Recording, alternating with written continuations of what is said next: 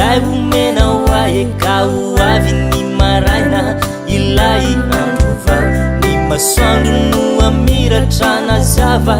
indray ny aizina no indro ho tsara ny andronay raha misy kiony ampitso izay omenao ahy ka ho avy ny maraina ilay andro vao ny masoandro no amiratra nazava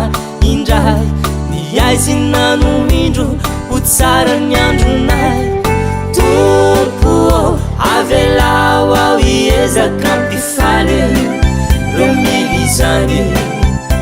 anamaivana mijaly amafany tomany hovitaiko ane izany mandra-pialako eto antany tompo avelao ao iezaka ampifaly ro milizany anamaivana mijaly amafany tomany hovitaiko ane izany mandra-pialako eto antany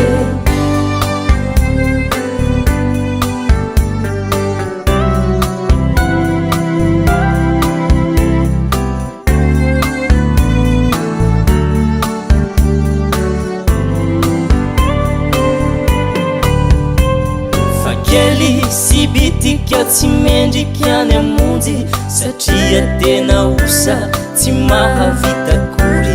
misandrinao mahery omeka hatolory apinga lehibe oriraiko ao ambony fa kely sy bitika tsy mendriky any amonjy satria tena osa tsy mahavita kory misandrinao mahery omeka hatolory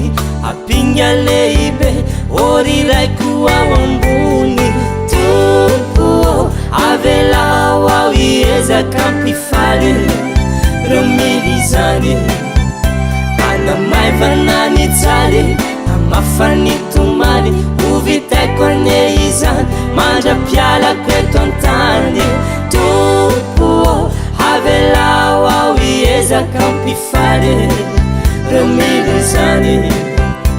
anamaivana mijaly